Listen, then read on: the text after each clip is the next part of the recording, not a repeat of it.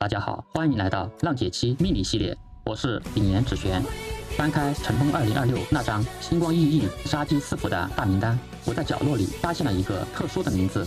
当看到这3个字，或许你的 DNA 瞬间就动了，因为在过去10几年的中国电影史上，它塑造了一个全网皆知、让人又怜又恨的超级大 IP《甄嬛传》里的安陵容，她就是演员陶欣然。我们先暂停，说一个题外话，本视频包含有张雪峰番外篇。为何我会把陶欣然和张雪峰这2个看似毫无交集的公众人物放在一个视频里呢？因为我在八字排盘时发现，他们2人同是甲子年柱配壬子日柱，同样面对05年的双子冲午，但是其结局却是天差地别。对浪姐不感兴趣的小伙伴们，可直接空降至最后一章。我们继续说陶欣然。在很多人的刻板印象里，陶欣然她就是安陵容本容，出身寒微，敏感自卑，唯唯诺诺，永远活在别人的阴影和算计里。但是朋友们，如果你以为她这次来浪姐只是为了在初舞台上唱一首采莲曲，卖一波情怀，然后成为低调小透明，被早早的淘汰，那你就大错特错了。扒下安陵容的苦情面具，真实的陶欣然其实是一个底色极其强悍的女人。论唱跳，人家陶欣然早年是正儿八经的民族舞专业出身。论体能和柔韧度，绝对能把一众跨界女星按在地上摩擦。论手腕，早几年前她就涉足影视幕后，成为了手握资本和话语权的电影制片人。就在刚刚过去的2025年，陶欣然她又极其冷静体面地结束了10年的婚姻。所以当这样一个早就不靠演戏生存的冷酷女总裁突然空降主打全开麦高压淘汰的尘封2026修罗场，或许大家会为她捏一把汗。在这个流量至上神仙打架的内娱大舞台上，这位靠老女配标签吃老本的姐姐，该不会只是剧本里安排的陪跑工具人吧？甚至可能是在前几宫就被淘汰出局的炮灰吧？作为一名命理师，当我排出陶欣然的八字，并将她与2026年的流年大运重叠时，我有些吃惊。我可以负责任地告诉大家，陪跑不存在的，炮灰那更不可能。在陶欣然的命盘里，藏着一片深不见底的极寒之水。这片冰冻了10几年的汪洋，正在以一种极其疯狂的姿态，死死地凝视着2026年这团从天而降的丙午纯阳烈火。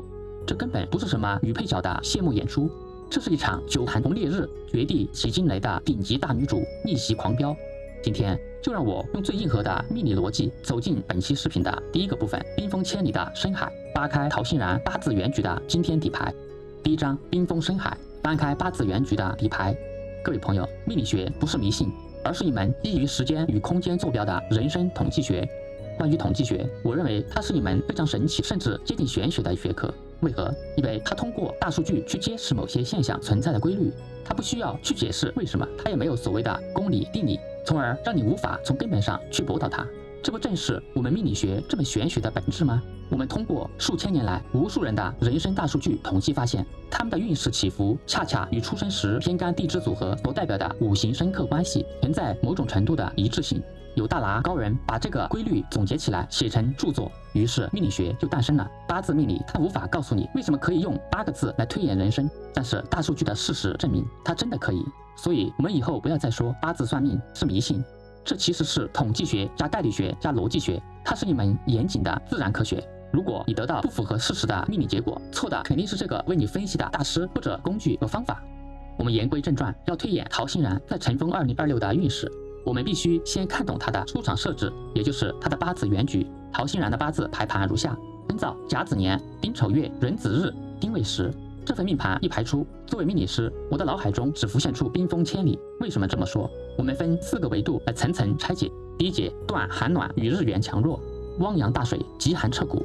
我们看八字，第一步先看月令。重通宝鉴有云：水生冬月，极寒极冻，无火卵局，万物不生。陶欣然他是壬水日主，壬水是什么？是江河，是湖海。而这个壬水，它偏偏出生在隆冬的丑月，也就是农历的腊月，水冷土冻。更可怕的是，它的年支和日支做了2个子水。在命理上，子水它是壬水的劫财，是阳刃，它也是壬水的地旺，这代表着极其刚猛汹涌的劫财之力。所以陶欣然他的命盘满盘几乎都是金水冻土，这股壬水不仅水势滔天，极度的声望，而且被冻成了千年冰川，这就注定了他的人格底色。他的外表无论怎么温婉，骨子里都极度冷静理智，甚至带着一种刺骨的疏离感。这也是为什么他能极其冷静的清醒的斩断了10年的婚姻，而转型成为冷酷的女制片人，因为他的底色本就是一座不讲感情的冰山。第2节定格局与喜忌用神。既然是汪洋大水，那么应该怎么治？地天水里有句名言：人水通河，人泄精气，缸中之德，周流不滞，化则有情，从则相济。意思就是这么猛的水，你不能硬堵，你得疏通它，或者把它给蒸发掉。陶欣然的八字，他的忌神非常明显，就是金和水。金会生水，水会泛滥，而他的喜用神就是木火。木它能吸收水分，也就是时尚泄秀；而火它能融化冰川，调候暖局。这里有个细节，看空亡，我们注意到陶欣然的日柱、时柱空亡寅卯，而寅卯就是他的食神，他的伤官。木代表他的演艺才华，当这个演艺才华落了空亡，这就意味着他早年的艺术之路，比如说跳民族舞，就像是打在棉花上，很难大红大紫。他必须等大运流年把这股木气给填实，或者用别的方式把他的才华逼出来。这也就解释了他为何要蛰伏到《甄嬛传》才一举成名。我们知道《甄嬛传》它拍摄于2012年，此时陶欣然正处在甲戌大运，甲木填实了寅卯空亡，而这个戌土又填实了这个戌土财库空亡。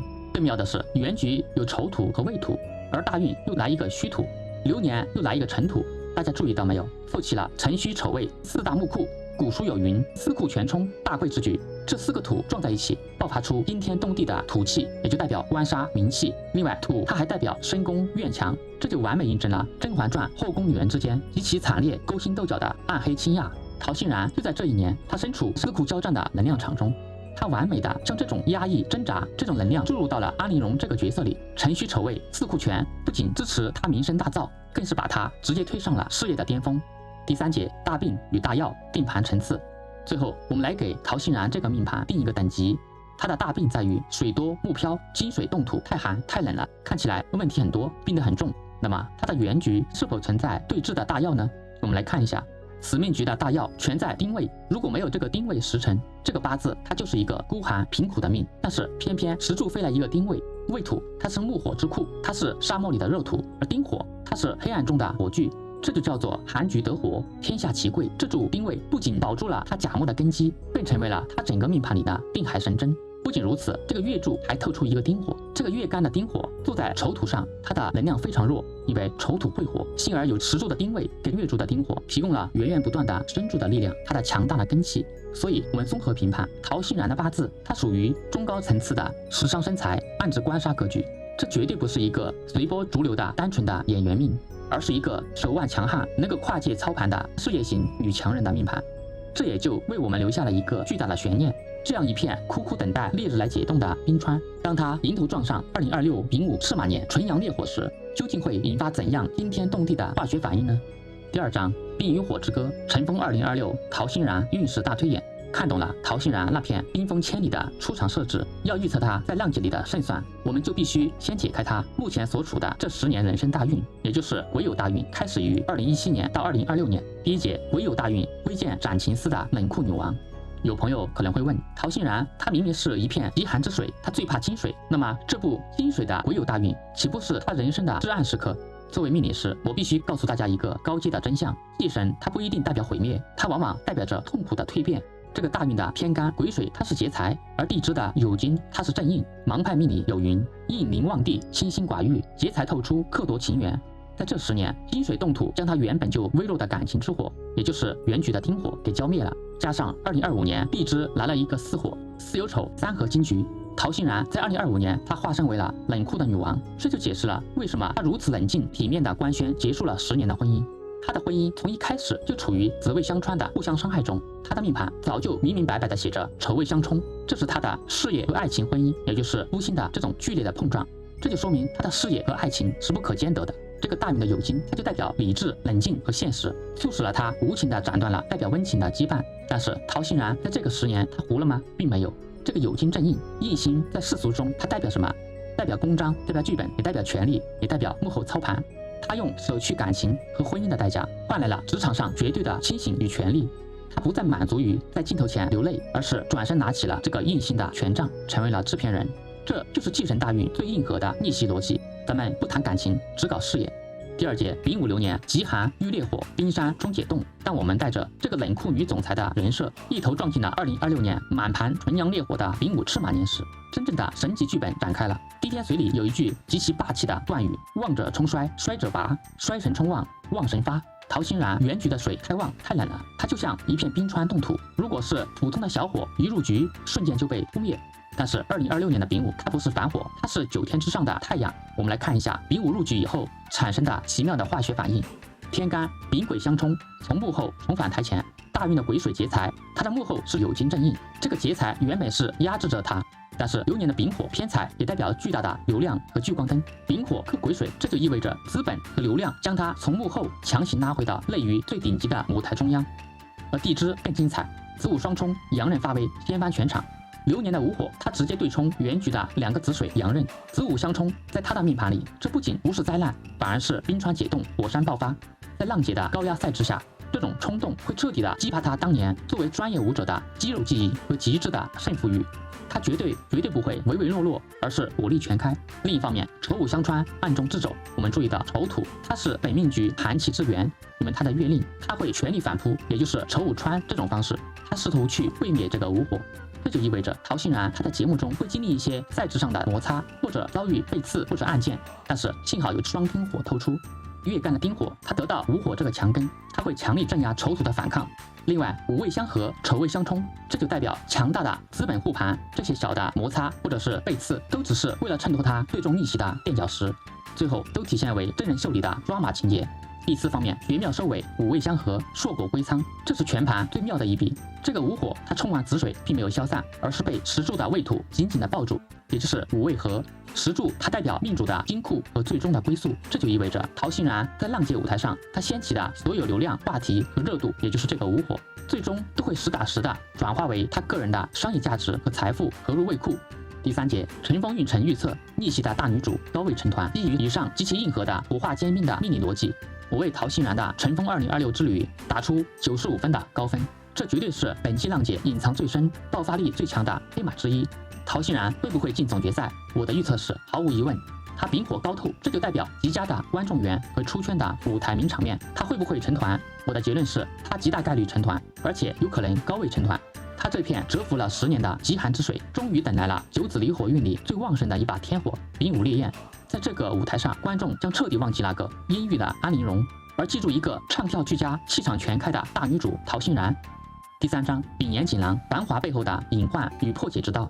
当然，命理的馈赠总是有代价的，在这个95分近乎完美的乘风剧本下，依然藏着2个需要警惕的隐患。第一方面，身体健康的透支，水火交战。子午相冲，它虽然解了冻，但是物理上的水火相撞必然带来极大的消耗，可能会产生心神不宁、气血不调，还有可能引发心脑血管的问题，以及在剧烈的唱跳中可能出现的肢体碰撞。另一方面，舆论的暗箭，大运天干的癸水，它一直在虎视眈眈盯着流年来的丙火，这是劫财夺财，这就代表人红是非多。当他大放异彩的时候，必然会引来这个劫财，也就代表同行的嫉妒，或者是网上的黑粉带节奏。而地支又有丑午穿，这就意味着可能会遇到阴暗的背刺、排挤，或者是恶意的剪辑，从而导致人际关系和公众口碑面临折损与误解。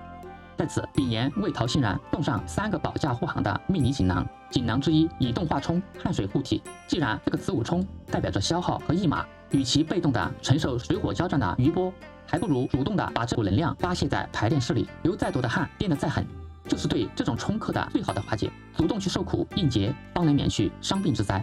锦囊之2，木能通关，展现柔韧。既然今年无法避免这个水火之战，那么什么能够化解这种水火的碰撞？从五行能量上看，最需要木来作为中间的桥梁，因为水生木，木生火，从而子水就不会去冲这个午火。在节目中，陶昕然不要一味的展现霸总的冷酷，要多运用他八字里那颗最宝贵的甲木食神，多展现自己的艺术才华、沟通能力，以及对其他姐姐的善意和包容。因为木主人，柔软的木气是化解一切舆论攻击的终极盾牌。锦囊之3，绿色穿搭，旺运之源。我建议陶昕然在初舞台或者关键的公演选曲中多融入带有木的绿色、青色这种元素，或者选择带有生机、植物意象的舞台概念，必能够逢凶化吉，一路成风。陶昕然的剧本全部解析完毕。如果这期视频让你看到了一个全新的陶昕然，请给我点个赞，叫个好，让我们一起期待陶昕然在赤马年的盛夏撕掉安陵容的标签，上演大女主逆袭爽剧。接下来我们将迎来浪姐系列最重量级的一位姐姐，那位是真正属于九子天命的绝代风华。你们猜到她是谁了吗？我们下期不见不散。番外篇，同命不同局，子午冲的生死玄机与天道对一。为什么我要出这个番外篇？细心的朋友可能发现了，陶昕然他是甲子年生人，也就是1984年，而且日柱他是壬子，在命理上这个年柱地支的子对应的生肖就是属乌。2026年这个地支是午火，是属马的，马和鼠正好是子午相冲。在今年有很多属鼠的朋友，比如说出生在60年、72年、84年、96年以及2008年，担心自己冲太岁是不是会大难临头。特别是前几天，同样是1984年双子水命盘的张雪峰老师猝然离世，更加加剧了这种恐慌。在视频的最后，作为命理师，我想借着陶欣然和张雪峰这两位同命不同局的典型案例，跟各位，尤其是属鼠的朋友们聊聊冲太岁的话题。这绝对不是什么马后炮的蹭热度，而是一份关于生命的警醒。就在前几天，互联网上那位极具争议但也极具才华的网红名师张雪峰老师猝然离世。在去年，我发布过张雪峰老师的深度命理分析视频，当时我只分析了他2025年的停播危机，以及未来甲戌大运面临的英雄迟暮的结局。虽然我早就看到了他丙午年的巨大风险，但因为种种原因，我没有来得及去做视频预警。话又说回来，即使我做了视频，做出了非常惊骇的流年推演，也改变不了这个结局。为何？因为性格决定命运。张雪峰的日主也是壬子，他自作阳刃，这就决定了他极为的自负。何况我是一个粉丝量极少、影响力极小的新人 UP 主。这次我在做浪姐命理系列陶欣然篇时，发现他和张雪峰竟然拥有极其相似的命运底牌，因为他们同样都是甲子年生人，而且日主都是壬子，他们都是双子水命人。同样是汪洋刺刺的双子水，而且同样在癸酉大运中，同样在2026年迎头撞上了丙午赤马，同样迎来了极其猛烈的子午大冲。可是为什么命运的剧本却如此的天差地别？一个是即将在浪姐舞台上翻红，由老配角逆袭成为大女主，而另一个却在烈火烹油中猝然尝试。这就是命理学中的深奥的玄机，同命不同局，同冲不同果，这是他们二人的命盘对比。上面我刚分析过陶欣然的命盘，他是一片冻土冰川，因为他生在腊月丑月，他满盘都是金水冻土。虽然天干上双丁火透干，但是丁火它不得月令，能量极弱，因此陶欣然的命盘寒气逼人。对于一个快要冻僵的人来说，2026年的子午冲，他冲来的就是9天之上的太阳。这把火不仅它不会伤到他，反而会劈开坚冰，让他寒水解冻，枯木逢春，春暖花开。而下面张雪峰老师的命盘却是一口高压锅，他生在初夏的己巳月。而时辰又是乙巳，它原局里面自带2团熊熊燃烧的巳火，所以它体内的水和火，它原本就处在一种极度紧绷、势均力敌的战备状态。当这个2026年丙午纯阳之火砸进他的命盘时，平衡瞬间就被撕裂。天干甲寅木去生丙火，丙火气势滔滔，丙刃相克，直接杀向了日元壬水。更可怕的是，地支原来是双子水暗合双巳火，它处于极好的蜜月状态。而这个午火一到，变色龙、巳火它们全部变节，它们与流年太岁组成了4、5位南方3会火局。虽然没有未土，辛卯流月地支有个卯木，形成了亥卯未3合木局，整个地支木火成势，原本汹涌的子水被滔天烈焰瞬间烧干。水代表什么？代表着肾气、血液和血管，是心脏的冷却系统。水火无情交战，最终酿成了不可挽回的身体崩盘。朋友们，我之所以要花这么长的时间讲这个对比，是为了告诉屏幕前所有的属鼠的朋友们，也就是1960年、1972年、1984年、1996年、2008年出生的朋友们，请你们放下心中的恐惧。很多人一听到2026年是马年，而自己属鼠，子午相冲，冲犯太岁，就吓得寝食难安，以为大祸临头。请记住，冲本身没有吉凶，它只是一个触发机制。如果你的命盘像陶欣然一样，原局极度寒冷郁结，这个子午冲开的又是你的财富、你的格局。而如果你像张雪峰老师一样，原局火气已经极旺，压力极大，那么这个冲才是你需要警惕的红灯。冲太岁不可怕，可怕的是不懂自己命局的喜忌而盲目焦虑。说到这里，我们不禁要问，张雪峰老师的结局真的是命中注定、十死无生吗？说实话，作为一名职业的命理师，我并没有看到一个必死之局。为何？因为这个大运是癸酉，它是金水大运，金能生水，劫财还能帮身。可是为何这种小概率的最坏的结局，它偏偏就呈现在我们眼前？易经里有一句极其宏大的古话：大道50，天眼49，人遁其一。意思就是天地运转的规律虽然严密，但是上天有好生之德，他永远会给众生留下一丝生机和变数。这就是遁去的一，那就是我们个人的意志、选择与修行。张雪峰他一生性格刚烈，敢说敢言，而且极度的执拗，他骨子里必然是不信邪的。他把自己活成了一团不断燃烧的火。他越是直播输出观点，也就是伤官生财木生火，他的事业之火这个巳火就烧得越旺。